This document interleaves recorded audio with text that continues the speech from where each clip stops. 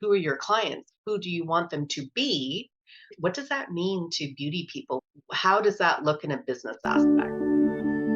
Welcome to this week's episode of Beauty Babble. Today, we're talking about why it's time for you to take a deep dive into the state of your business. Hi, Suzanne. How are you doing today?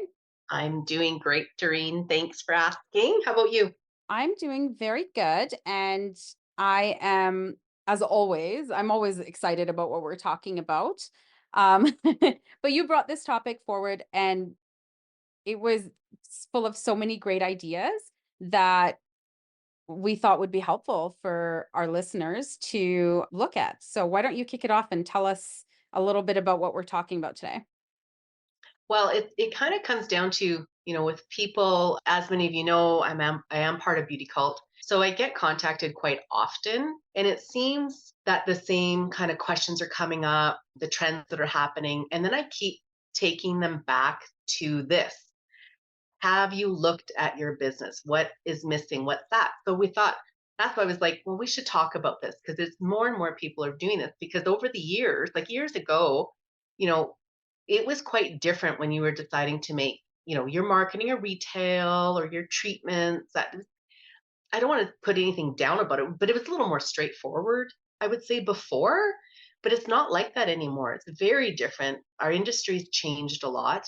In some ways really great, in other ways maybe challenging, and I think it's time to just take a good honest look at your business. And we thought we could just break it down into a couple little simple things to get people started to really dive into it. And one of the things that brought it up, because I even said to you, one of the questions when you say, what do you want your clients? Who are your clients? Who do you want them to be? I thought that's an interesting question. So that's part of the things that you do for people in the business of beauty and other places of who are your clients, who you want them to be. So how would you define that? Like what does that mean to beauty people when you say, well, you're going to market for them and you ask them, well, who are your clients? How does that look in a business aspect? So I think that's the first definition we should go after. I love it. I can actually talk about this for an hour, but I won't. You don't, no, Um, don't. no. So I love I love that we're kicking it off with this because I think that this is the most important question you ask yourself. Any business that you're doing, you should know who you're doing it for, basically. And we don't mean for you to identify them by name or anything like that. If you have an existing client base, you have an advantage because you already have a little idea of what your clientele is like. So you can have that demographic look at your client saying, my clients are mostly women, or maybe they're mostly men, but you can separate that way. You can have a look at age range. Maybe if you're a lash artist, you might have a younger client base than if you were a medical esthetician. I don't know. I'm just generalizing here, but just Right. kind of sticking to like, what is the age range? Why does that matter? Because different age ranges have different concerns, they have different likes, they use social media in different ways. So that can impact how you market to them, the type of content that you would present to them. And I think it'll lead into what we talk about, like the types of service you provide to them. So I think understanding that is like that's the most basic of who your clients are. And then you can go a little further in understanding what are the things they like and what are the things that are challenges for them. So if you are in a busy urban center, maybe your clients are short on time, and that way you can customize treatments for that. So just looking at how their lives are in a generalized sense, right? We can't Right. deep dive into that, but and there's I'm going to say this. There's many AI tools out there that can help you with Yes. doing this kind of analysis into your clients. That could probably be a whole episode on its own. But I think just starting off with that, and then when having that, I would say like having that as your North Star, you put it up on the top if you're working on a computer or piece of paper and refer everything else that we're going to talk about. How does it compare? How does it line up with who your audience is or who your client is? Right. I like that. So it identifies who it is instead of a person's name.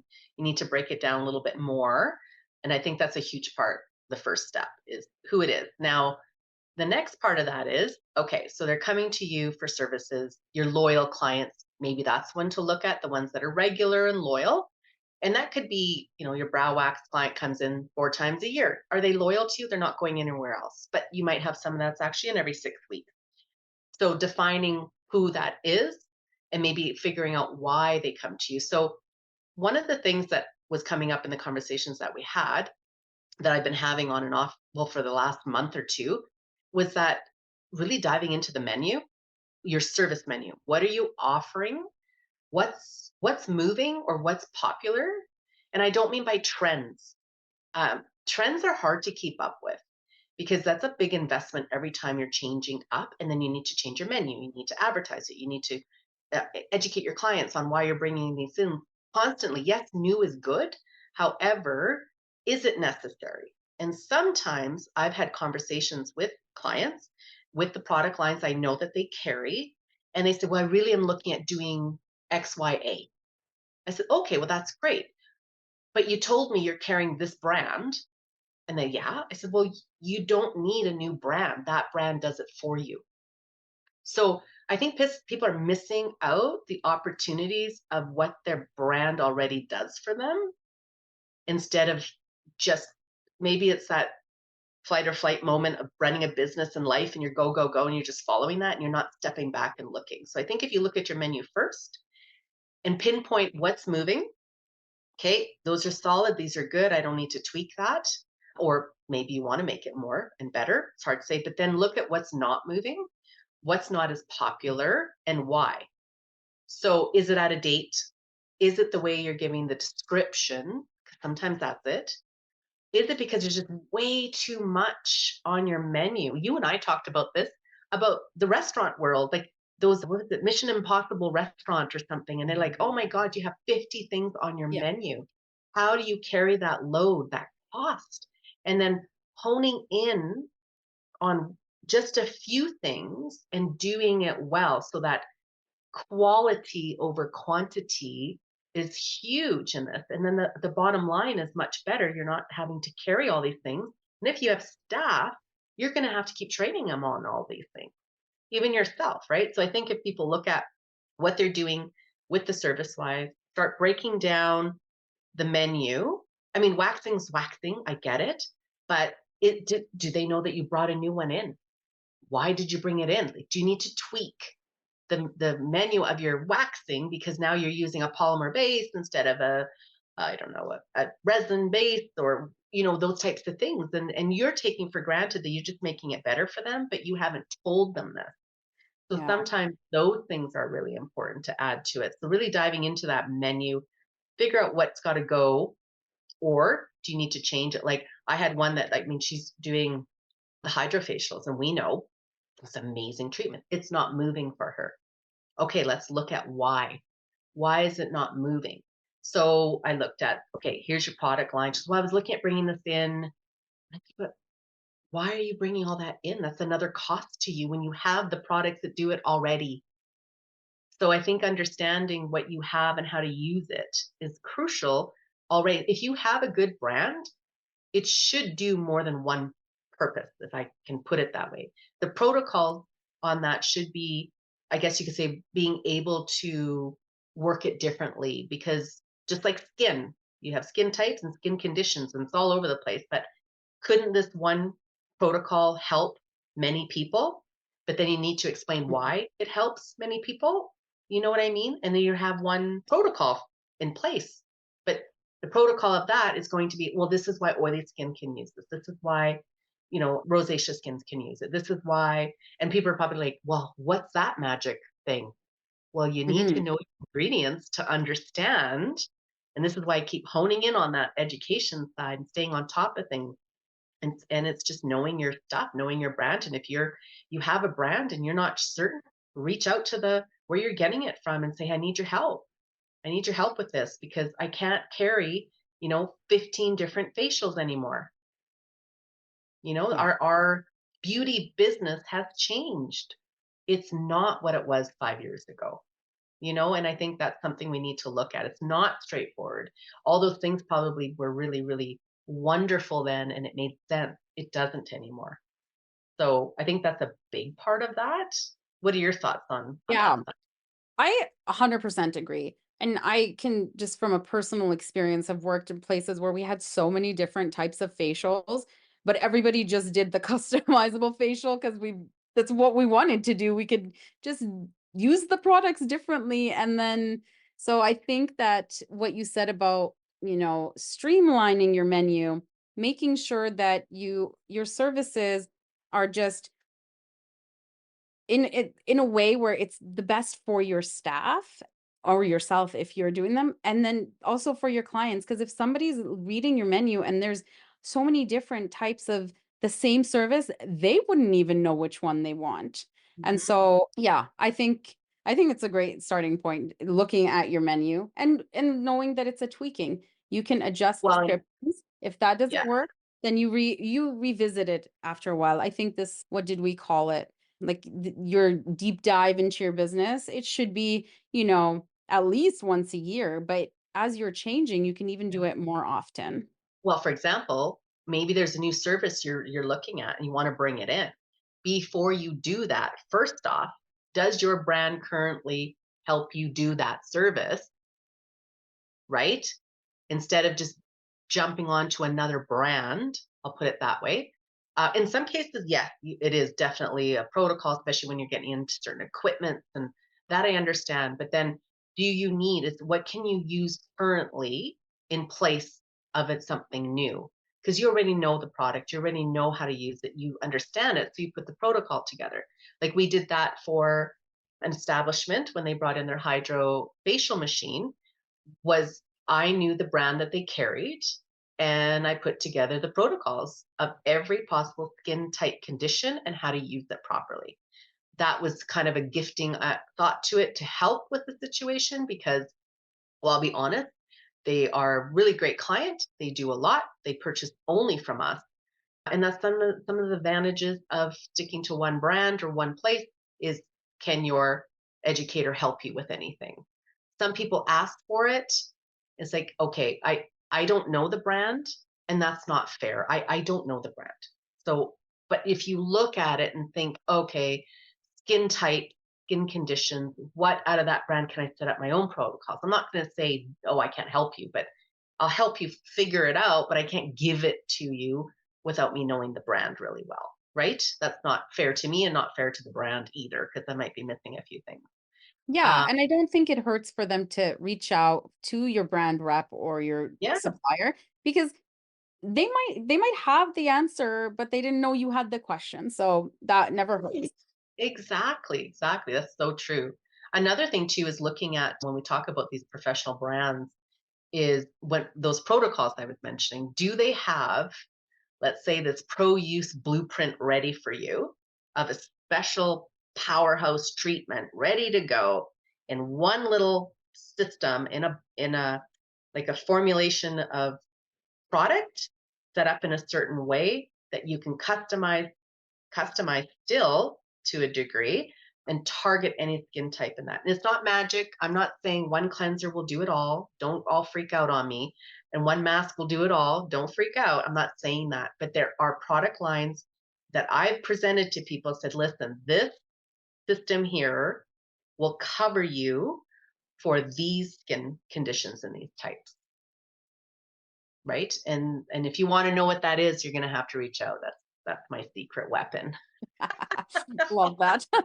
But again, quality over quantity, right? Exactly. So really looking at and figuring that out. So look at again, we with the menu and then the service. I had one that we talked about, and I went on her website and we went through it, and I went, okay, you have 5 different antioxidant treatments. Why? Like, why do you have 5 on there? Mhm. You know you can do 5 different things. Be creative and make it one simple. That's an example I'll give you right there. Yeah. Because how many antioxidants are out there? My God. In our treatments, Yeah. there's so many.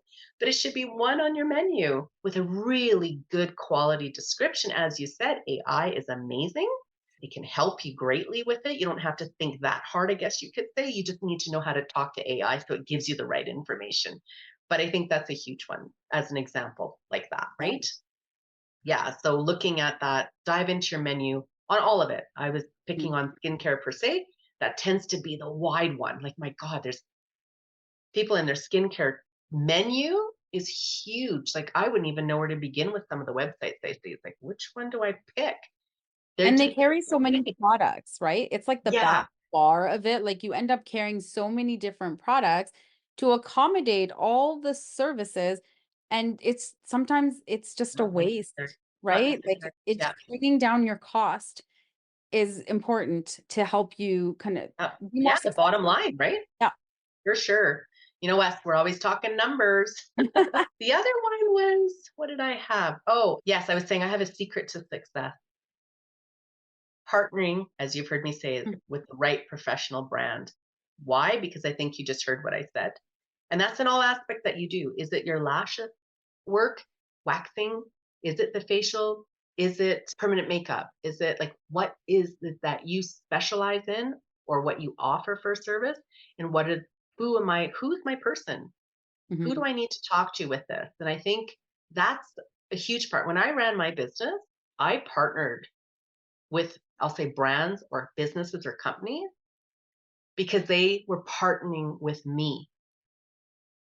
And if they weren't there for me, I was out. Could have been a great product line. I said, but I don't have any support. You're not helping me with anything. And these are all the things I looked for in a company when I would search out. So, I mean, one time I had a company that was willing to front me the whole skincare line for my professional use in the back and my retail. And I said, you know, I have three of everything, right? Of everything on my shelf. We'll mhm. front it for you for 6 months. You want a year? We'll front you for one. You imagine having everything in Wow. your hands for 1 year, pay us back after. And I said no, because the company wasn't truly partnering with me. They would just wanted their product on the shelf for visualize. It's not good enough for me. I need more. Who's your educator? Who do I go to? Who's actually developing your product line?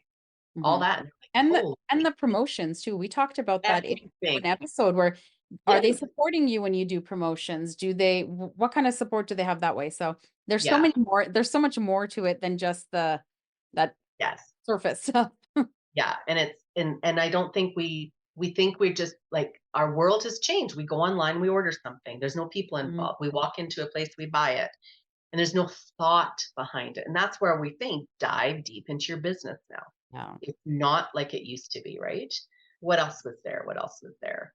I got here all my points. I want to make sure. I And think yeah, you when you're talked doing about it, effective retailing.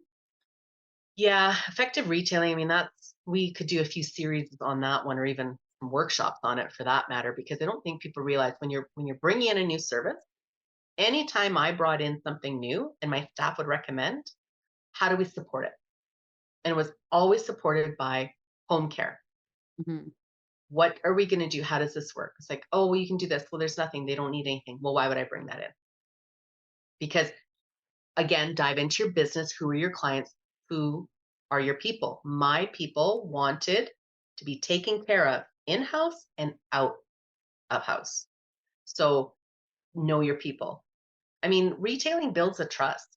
It builds a loyalty if you do it well. Because I never talk about it as retailing. I'm really actually sincerely here to help you with your treatment. And if you do it well at home, it's going to be better for you when you come in for your, whether it's a waxing. Your waxing is going to be less, ingrowns, less dry skin, hurt less, like whatever it may be, targeting the reasons behind it. And I always say, try it this one time. It's going to take you through 3 months or however long a product they have. And then you tell me if this protocol that I'm setting in place for you doesn't work. You tell me that after 3 times. And And and it I proves. think that the flip side of that is also important to look at. Are you carrying products that don't go with your services? Like, do you have just extra products? They're sitting there because nobody's recommending them because they don't fit with anything else you offer, right? So that is part of your deep diving too. Carrying what you need to, not more.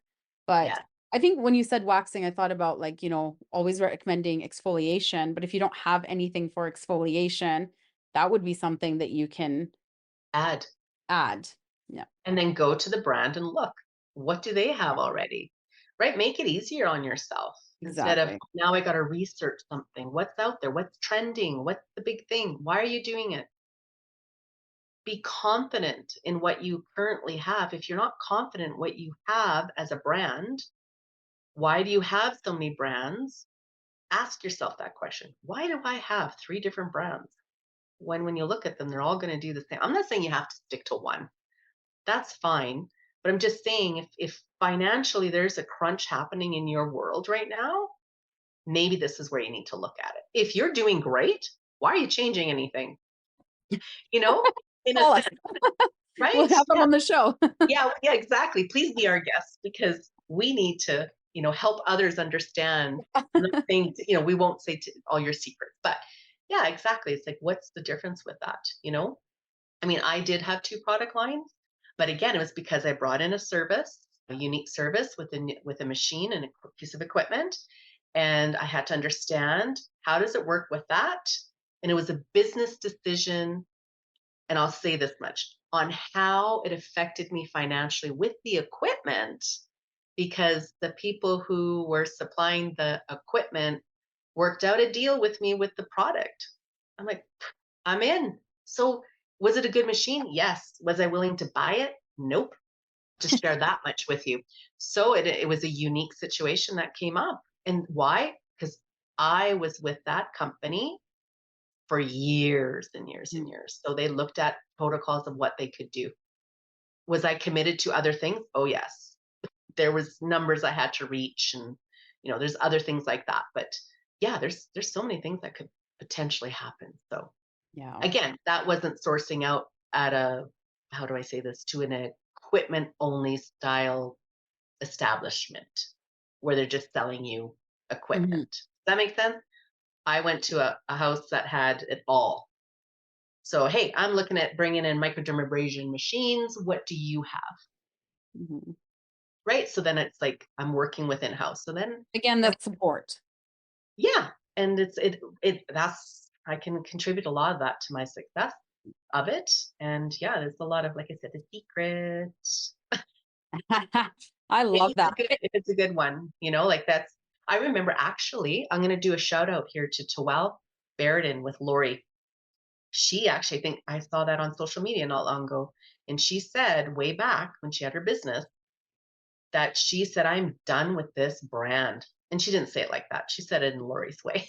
Yeah. But she goes, that day when I fired that company out of my business was the best thing I ever did. Because she recognized they weren't doing anything for her. And every time she reached out, it was an obstacle and it was tiring and it was a challenge. And she was like, oh my God. So she searched out something somewhere else and they got her business. I mean, we're talking Twell Barrett in here, Yeah. the big brand, right? So I love that she's so honest about that. And again, she's been in the industry so long. Her mom started in the industry, right? That's how she got involved. But so you got people who've been in this for 40, 50 years, 60 years, like, because it's been passed down. So of course you would learn from the person ahead of you, your mother or whoever that person is, and it stems down, right? So yeah. Yeah, for sure. And Yeah. I think that's the longevity. Sometimes maybe at the beginning it's good and then you lose that support as you go along. But that again is part of your that deep dive, your self-auditing, looking at your business and seeing what's working and what's not. And Yeah. really from the lens of how you can be more successful. Yeah. And Like, the is cost it helping efficiency. you make more money or not? Right. Yeah, because in the end, everything's going up. Rent goes up, products go up, water goes up, electricity, taxes, like your clothing, your makeup, your like it's everything around us. Your Yeah. coffee you're supplying your clients maybe. Like there's always that. So really look at cost efficiency with what you have. And it's playing smarter, not harder, right? Like really think about before you jump on the bandwagon of the next service. Or Absolutely. like I said, that quality over quantity, I think, sets people apart and it shows a level of confidence, insurance that your stuff. That, I had people, well, why aren't you doing this? Why aren't you jumping onto that? And this is so cool. I said, well, and I always had an answer. I said, well, actually, we do this, this, and this here. So why do I need that? right? So I knew what we had already. And there were some things that be, no, that one's out of my reach. I can't even compete with that. Financially, I punched the numbers. How to make that one work? Boy, oh boy, that would be tough. One, I have to hire more people because they got to be able to do the thing, do the service, or do the equipment, right? But I think that's a part where some people were surprised when laser hair removal was the one. Why didn't I bring it in? And I just at the time I just had to punch numbers and look, and I had to make the hard decision of nope, it's not. But I did work with people who were very well respected in the industry who did laser, and then they would refer us all electrolysis clients. Partnerships. Exactly. So Love went that. in, Yeah. had the discussion, talked about it. They knew what we were doing was a great job, a very, result driven, without harming skin, blah, blah, blah, blah, blah. And then I could see what they were doing and then I could refer. And I think the biggest thing is like hearing them say, no, you're not the right candidate for laser. Mhm. And I would tell some clients, you're wasting your money because it's based on this and this. If you're going to go to the one of these three places, and then why? Because I know they're going to say no. They're going to be honest with you. Mhm. And they didn't want to hear no. So they kept searching and they kept going out and they finally found one that said yes. And this one person in particular did 8 treatments with 0 results. In fact, it stimulated hair growth because it's melanin Mhm. driven. Like if you don't have melanin in your hair, I explained all that, and then they were really upset. There was hormonal imbalances as well, and that's why I think it's stimulating. I'm not a doctor. Right. That generally it's just going to stimulate, but there were some factors involved that I tried really helping the client with, and she made her decisions, and then came back and started doing electrolysis again. But anyhow, it's like it's unfortunate, and she's I should have listened. I should have listened, but I know because you wanted to hear yes. Yeah. You're just gonna yeah, she You kept know, going. I mean, you did what you could, yeah, and like at and that which is point, educate and yeah. make a decision for yourself and be Mhm. aware. And then, it was like a year later, she came back and was really upset. And I said, "It's okay, she goes, "Yeah, but they said it should work." I said, "Yeah, I understand." But again, that was a newer establishment. There's no regulations in this industry, people. So who's No. doing it? You have money to Yeah. buy the equipment and you start a business. So it's really understanding. But Whole they other talk. Like, that's an episode, I think. yeah, that I felt bad for that person because she was told it would work. That's why she bought the machine, Oh, right? So it's like there's that side of it. They an made it education sound piece for the professional. they made it sound like nice, but if you understand lasers Mhm. and how they work, Yeah. that was Again, education, right? Like, yeah, in yeah, going to huge. the right place to get your education as a Anyway, professional so that yeah, you can help your clients. But that's yeah. Way off topic. Sorry. off topic, but that's okay. It's what we do. Yeah, yeah, exactly. Do. Yeah. So I think really this is all about like you said, dive deep into your business, take a good look, know that things are not what they used to be 5 years ago. And it's changed. And if you haven't recognized that and you're doing well, that's okay, Mhm. right? This doesn't apply to you. But there's a many people who are saying, I'm struggling. This is really hard. Financially, I'm not covering my bases. I don't have the money to buy more product or whatever it may be. How am I going to do this? Right. So it's like this is what you need to do. Just take a breath. Mhm. Take a breath. Maybe these tips we gave you today will help you. I hope it does. And like we mention AI all the time. Take a look. Is it the wording? Can you combine, simplify, make over your website? Do you need all of the things that are on there? Mhm. Right. So I think simplify. People are impulsive in their decisions. So you need to make it very clear and short and sweet, concise, in one beautiful little package, not pages of scrolling. Especially today, people are on their phone. Do you know how Mhm. much scrolling that is on a phone? I don't know how long Yeah. you go, but I'll do one or two and then I'm done. Oh, yeah. And I think too, like, when you're doing your descriptions, just read them with the eyes of your client and not yours because you have a lot of more background knowledge, but what do your clients want to read? Again, back to knowing who they are, but yeah, Yeah, the less exactly. reading people do, the better. Nobody likes to read. Much more successful. That's for sure. Huh. Well, I hope Great. that helped. Well, I love it. Thank you so much for those tips.